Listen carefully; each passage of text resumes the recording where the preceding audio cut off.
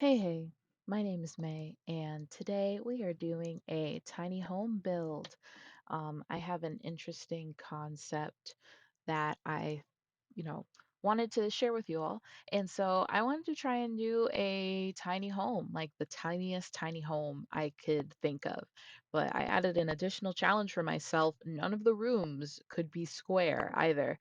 So, as you can see, I'm getting started with the layout of the building, but I had a little bit of trouble with getting the building to be the right shapes because for some reason build mode is very persnickety when it comes to non-rectangular room shapes, it seems. I've tried using the hexagon tool before, and it's just a nightmare.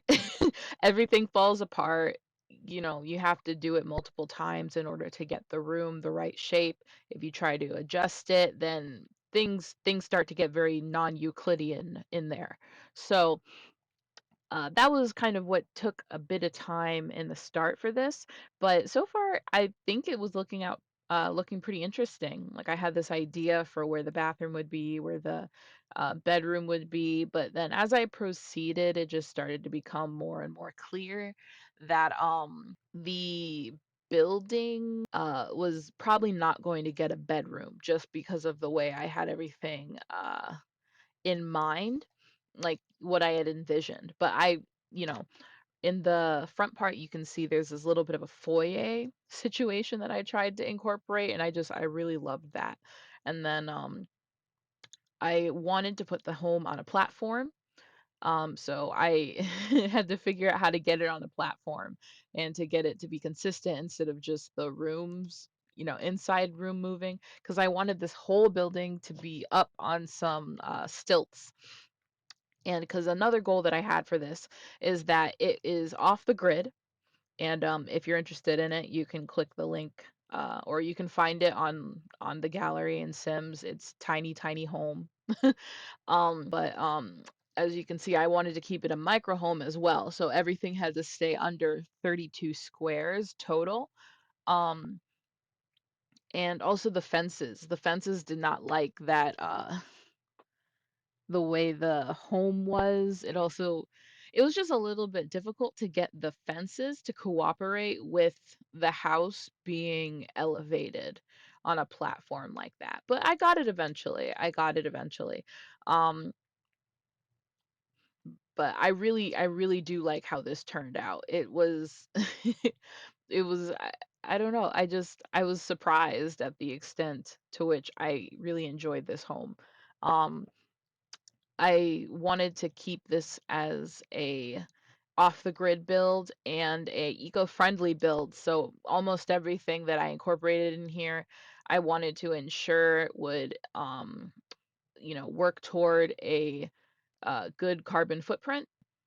Those are things to keep in mind though, that if you don't have the packs for this, because I am using the uh green pack, the eco-friendly pack, and then also the Henford on Begley pack for a lot of the items in here. Um, and I had a lot of trouble with the roof. I was trying to decide what I wanted to do with the roof, and I had this idea for the roof being sort of a like this staggered roof situation that kind of like a washboard, I guess. Um, but it wasn't turning out because of the awkward room shapes. So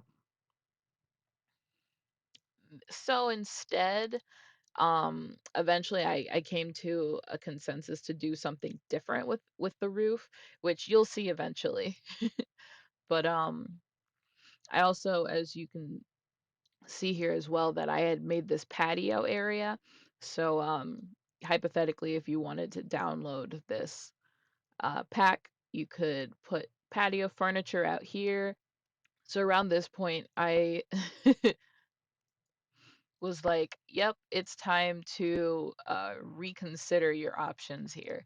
So I decided to take those parts of the roof out and do a more of a grass roof thing because that also is very eco-friendly.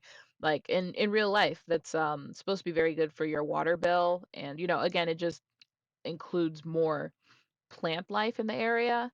But the only thing is that when I tried to put the fences, it kept wanting to turn it into a room, which I guess I should have suspected. But I really liked that roof, but eventually I did have to let that roof go. And then even the other thing was that I was trying to keep the roof, but if I put anything like the hedge there, it would not show up behind the roof, which was very strange. So then I just ended up replacing that front roof part with the hedge. And then I just took out some of the pieces, and I subbed out some of the short hedges for some of the tall hedges to give a little more depth into the build. And then I took out the back hedge, as you're going to see. I took that back hedge out, and this house has a very interesting silhouette, but I like it a lot, and I'm not sure why. But I don't know. I just really like it. Um, I added some trim around the roof area, and then I had the idea to because the trim wouldn't go all the way around if there wasn't a wall on top of it, which is wild. Is because Sims, why are you being so nuanced? So the way around it that I found was using the the connector between posts in the house, and I put one of those right there, and that kind of made more of a trim, sort of like I wanted, but at the same time it still retained this space down here because I wanted this area to be like a porch patio kind of alcove situation with the stairs leading out to the rest of the yard.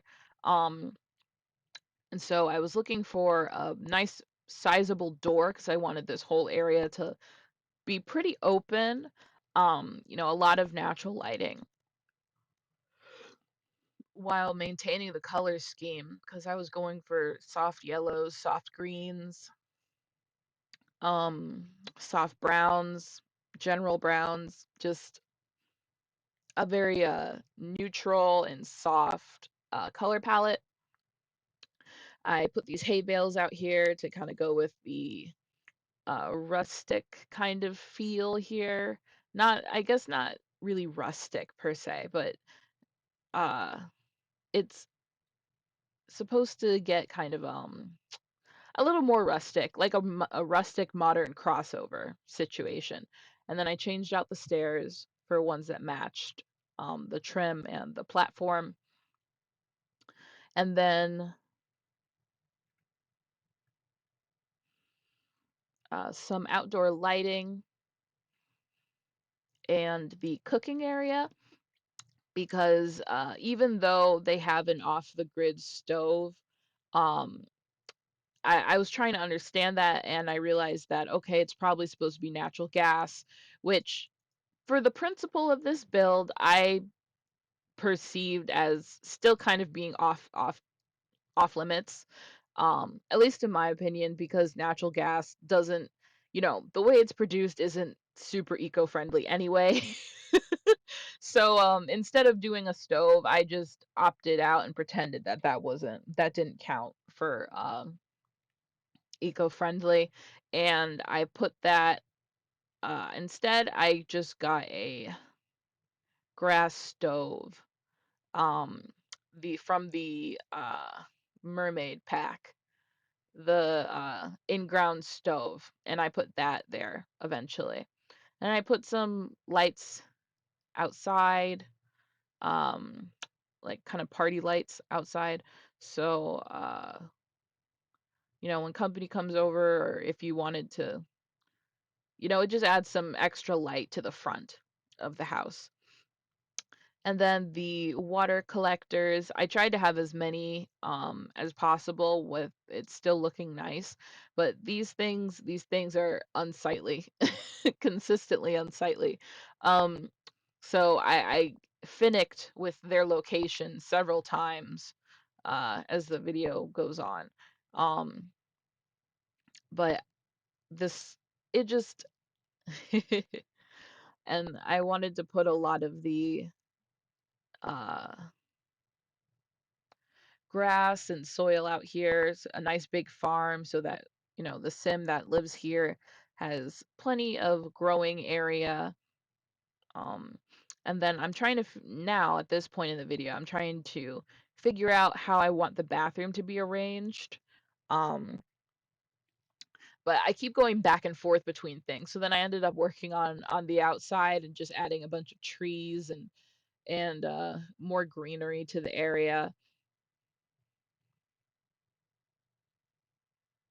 Just patches, sporadic patches of greenery. And then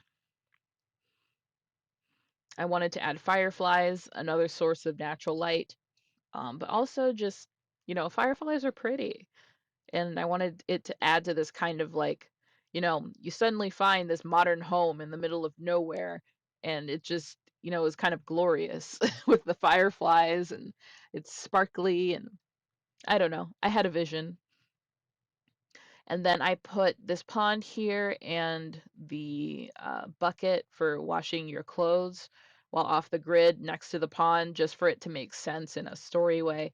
Where are they getting that water from to wash their clothes? Well, a pond. I have a pond and I wash my clothes in it, and there you go.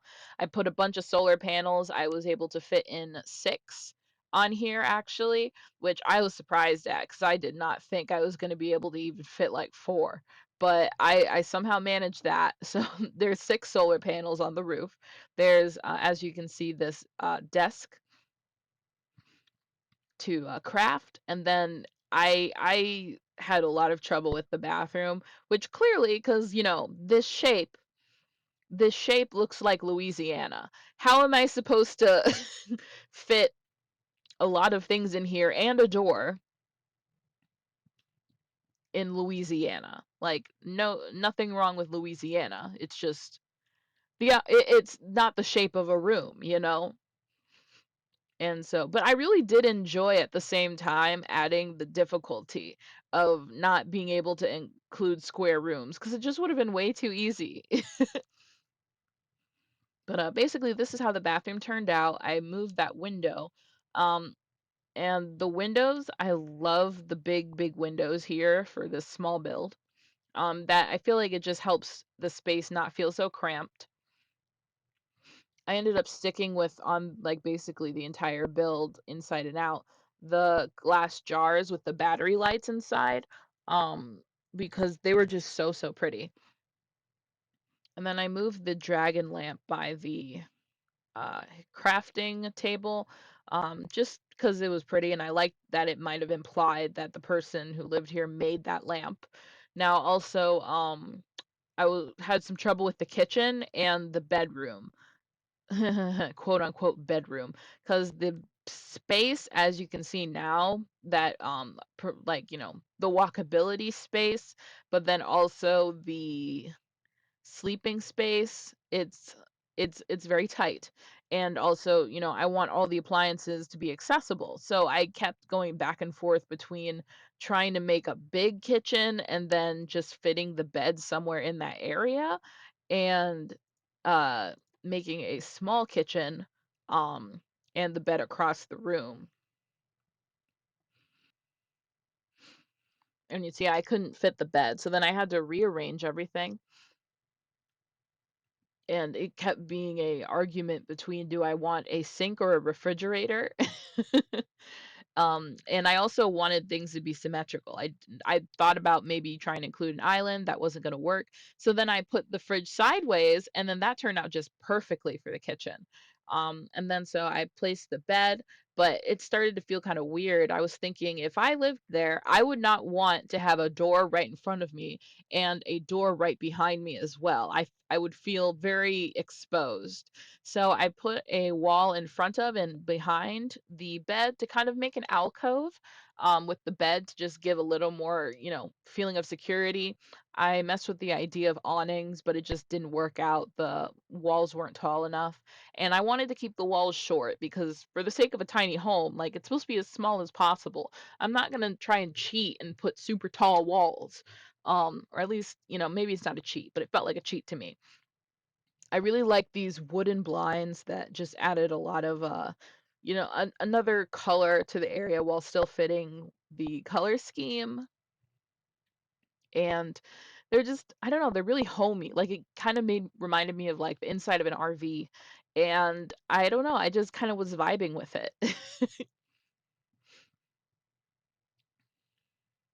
I was changing all the window frame colors just to make sure that it fit with the scheme of the place.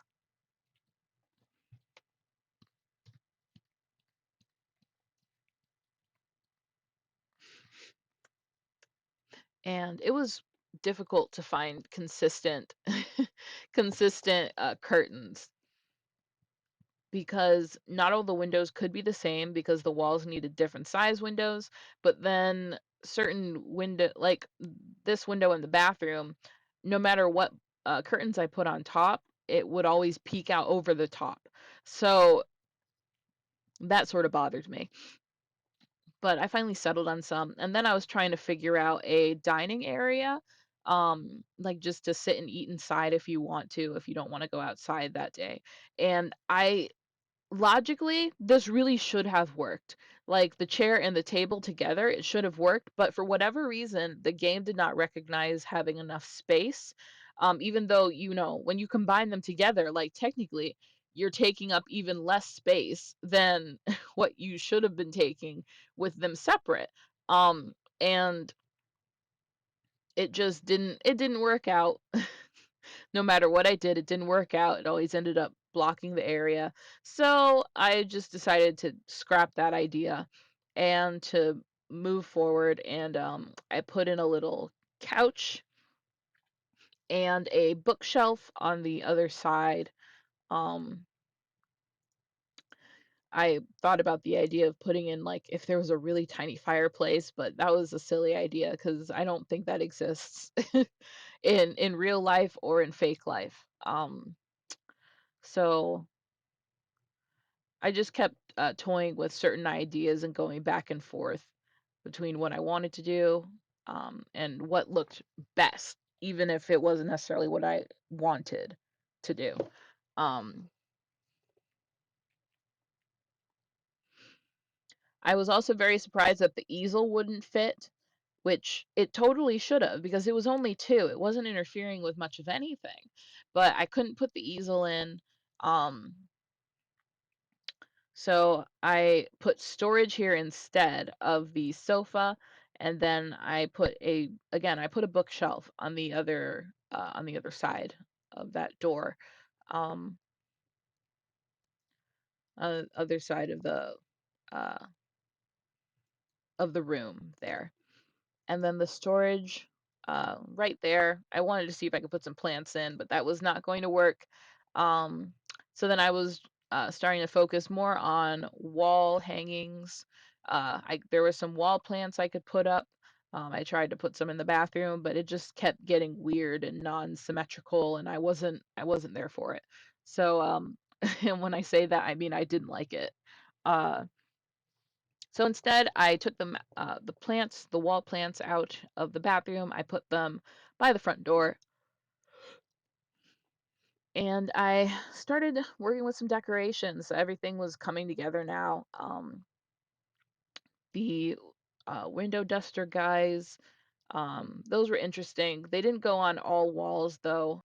I put up some mirrors. I was trying to make everything looked a little bit lived in, but also, you know, not lived in yet. And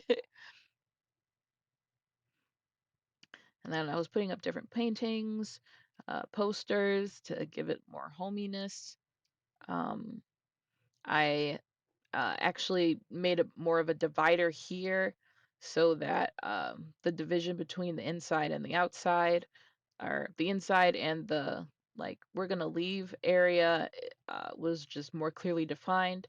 But also then I could put some wall lighting up here, and that could help to provide some light for outside as well. Um, and so this is the whole build, and I was just adjusting some of the plant life outside. But let me know what you think in the comments. It is sort of busy, but I like the busyness of the outside, and it's like, kind of tight on the inside, but still cohesive. I don't know. I think I kind of had a person in mind for when I built this and the kind of person that would live here.